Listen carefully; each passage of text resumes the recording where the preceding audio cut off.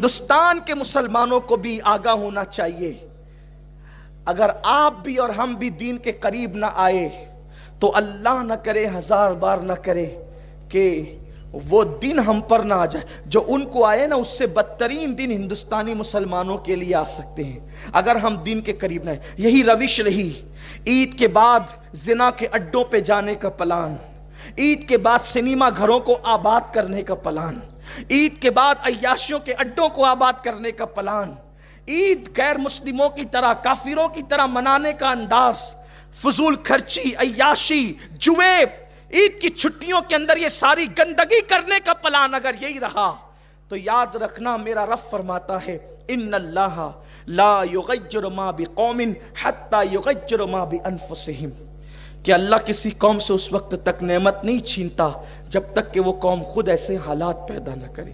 بس اپنی گفتگو کو سمیٹتے ہوئے دو باتیں عرض کرتا ہوں۔ عید پر خرچ کرنے سے پہلے کہاں خرچ کر رہے ہو تھوڑا سا سوچ لینا، کیونکہ اللہ فرماتا ہے ثم لتسألن یومئذ عن النعیم، ہم تم سے ہر نعمت کے بارے میں سوال کریں گے، اور اللہ کو جواب دینا کوئی آسان کام نہیں ہے۔ ایک بزرگ کو ایک بادشاہ نے دعوت دی، اور دعوت دینے کے بعد کہا حضرت آپ نے میرے دربار میں تشریف لانا ہے۔ فرمایا کہ ہم فقیر لوگ ہیں، ہمیں دربار کی دعوت سے کیا تعلق۔ فقیروں کا مزاج بڑا اونچا ہوتا ہے، یہ فقیر وہ نہیں جو بھیک مانگتے پھرتے ہیں، یہ بھکاری لوگ ہیں۔ فقیر اس کو کہتے ہیں جس کا تعلق، دل کا تعلق خدا سے جڑ جاتا ہے، اس کو فقیر کہتے ہیں۔ جس کی فا فقر اور فاقے کی طرف اشارہ کرتی ہے، جس کی قاف قناعت کی طرف اشارہ کرتی ہے، جس کی یا یاد الہی میں ڈوب جانے کی طرف اشارہ کرتی ہے، اور جس کی راہ رب تبارک و تعالیٰ کی ذات میں فنا ہونے کی طرف اشارہ کرتی ہے، یہ ہے فقیر۔ اور بھیک منگوں کی بات نہیں کرتا، تو ایک مرد درویش کے پاس، فقیر کے پاس کہنے لگے کہ آپ تشریف لائیں۔ کہا میں درباروں سے کیا کام۔ اصل فقیروں کی شان یہی ہے کہ ان کے دربار میں امیر آتے ہیں، وہ بادشاہوں کے دربار میں نظر نہیں آتے۔ کہا کہ میں نے نہیں آنا۔ کہا کہ حضرت کرم ہوگا آپ تشریف لائیں۔ کہا ٹھیک ہے، اگر آئیں گے تو 3 شرطیں ہیں، اگر 3 شرطیں مان لو تب آئیں گے۔ پہلی شرط یہ ہے کہ جہاں جی میں آئے گا وہاں بیٹھیں گے، جہاں جی چاہے گا وہاں بیٹھیں گے، جو جی میں آئے گا وہ کھائیں گے، اور جو کہیں گے وہ ماننا پڑے گا۔ 3 شرطیں منظور ہے تو آتے ہیں، ورنہ نہیں۔ کہا ٹھیک ہے، اگر بہت چھوٹی سی شرط ہے بظاہر کہ جہاں چاہیں گے بیٹھیں گے، ظاہر سی بات ہے، کوئی کرسی چھوڑ کر کے کس نے بیٹھنا کہاں ہے؟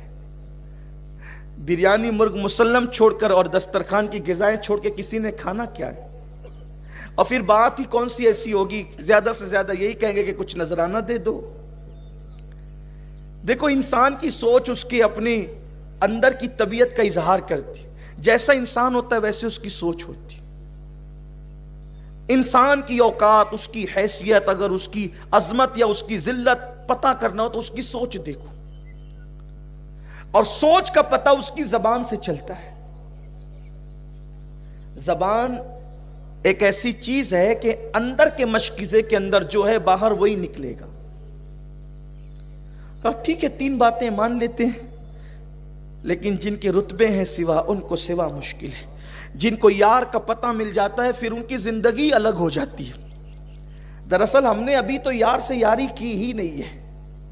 جس کو یار کی لذتیں مل جائے، اس کے قرب کی لذتیں مل جائیں، پھر اس کے لیے زمین اور چٹائی میں کوئی فرق نہیں رہتا، پھر اس کے لیے تخت اور تختے میں کوئی فرق نہیں رہتا، اس لیے کہ جس کو یار جو مل جائے، اس کا قرب جس کو مل جائے، اللہ کرے وہ لذت ہمیں نصیب ہو۔ تشریف لائے تو پہلے سے لوگ آ کر بیٹھے، تو کہ بادشاہ کی دعوت جو تھی، بادشاہ کی دعوت تھی، لوگ پہلے سے آ کر کے بیٹھے تھے اور کرسیاں بھر چکی تھی۔ آپ تشریف لائے اور جہاں لوگوں نے، بڑے بڑے علماء، زعماء، وزراء، عمراء نے جہاں چپل اتارے تھے، وہیں پر اپنے نفس کو ذلیل کرنے کے لیے بیٹھ گئے۔ شیطان سے خطرناک ہے نفس۔ شیطان جتنا نقصان پہنچاتا ہے اس سے زیادہ نفس کو نقصان پہنچاتا ہے۔ اللہ نفس کی شرارت سے محفوظ رکھے۔ اور رمضان شریف نفس کو کچلنے کے لیے آتا ہے، کیونکہ شیطان تو قید ہو چکا رہتا ہے نا، پھر نفس کو کچلنے کے لیے۔ اور جب نفس کچل جائے تو پھر خدا کے جلوے نظر آتے ہیں، مشاہدہ حق نصیب ہوتا ہے نفس کچلنے کے بعد۔ ایک دن حضرت داؤد علیہ السلام نے کہا نا، اے اللہ تو مجھے اپنا بنا لے، تو مجھے اپنا بنا لے، تو مجھے اپنا بنا لے۔ کیا کرنا پڑے گا اس کے لیے؟ تو اللہ نے فرمایا یہ مجھے اور تو یہ ختم کر دے۔ جب تیرے اندر میں ہی نہ رہے گا تو پھر میں ہی میں رہوں گا نا، اور میں تو مجھے ذبح ہے، تجھے نہیں۔ آپ غور کریں، یہ نفس جب تک کہ نفس رہے گا خدا کی معرفت نصیب نہیں ہو سکتی۔ اور بیٹھ گئے جوتوں کے پاس، لوگ دوڑے آئے، حضور کیا کر رہے ہیں؟ تشریف لے چلیں۔ میں نے تو پہلے ہی کہا تھا جہاں چاہیں گے بیٹھیں گے، اس لیے اب یہاں بیٹھنے تھے، اگر آپ مجبور کریں گے تو ہم چلے جائیں گے۔ دیکھو اللہ والوں کی سوچ، ہمیں کوئی اچھی جگہ نہ دے تو ہم ناراض ہو جاتے ہیں، اور وہاں حال کیا ہے؟ بیٹھ گئے۔ پھر اس کے بعد کہا حضرت یہاں تو دسترخوان نہیں لگ سکتا، تو آپ کھانے کے لیے اندر آ جائیں۔ کہا ہم دسترخوان کے لیے آئے بھی نہیں ہیں۔ اپنی جھولی سے سوکھے ٹکڑے نکالے اور شوق سے چبانا شروع کر دی۔ بس یہی بات ہے مسلمانوں، لذیذ سے لذیذ غذا کی لذت صرف حلق تک ہے۔ حلق کے نیچے جب لقمہ جاتا ہے تو سوکھی روٹی اور لذیذ غذا دونوں ایک ہی ہو جاتی۔ صرف 2 سیکنڈ کی لذت کے لیے مسلمان حرام میں ڈوب گیا ہے، حلال و حرام کی تمیز ختم کر چکا ہے، اللہ کا خوف دل سے نکل چکا ہے۔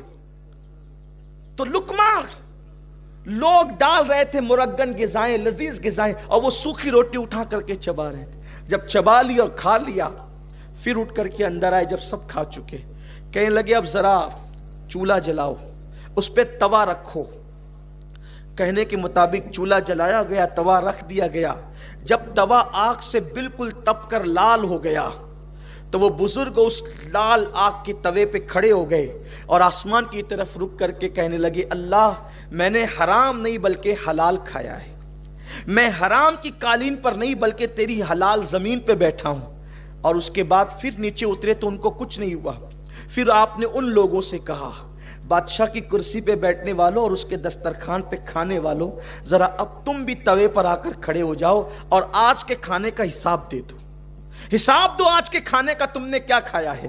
تو وہ کہنے لگے حضرت آپ اللہ کے ولی ہیں، آپ کو کوئی نقصان نہیں ہو سکتا اس توے سے، ہم لوگ ولی نہیں ہیں، ہم اس پہ کھڑے نہیں رہ سکتے۔ تو آپ نے فرمایا نادانو، جب تم آج دنیا کی آگ کے توے پر جو تپ چکا ہے آگ کی حرارت کی وجہ سے، اس پہ کھڑے ہو کر ایک وقت کے کھانے کا حساب اللہ کو نہیں دے سکتے، تو قیامت کے دن تو آگ کا توا نہیں ہوگا بلکہ زمین کو ہی آگ بنا دیا جائے گا، اور پھر اس زمین پر جو آگ اگل رہی ہوگی ایک وقت کا کھانا نہیں بلکہ پوری زندگی کا حساب دینا ہوگا۔ اس وقت تم کون سے ولی ہو جاؤ گے؟ جب آج ولی نہیں تو اس دن کیا ولی ہو جاؤ گے؟ اس دن اس زمین پر کیسے کھڑے رہو گے؟ اس دن اللہ کو کیسے جواب دے سکو گے؟ رب کی بارگاہ میں کیسے حساب دے سکو گے؟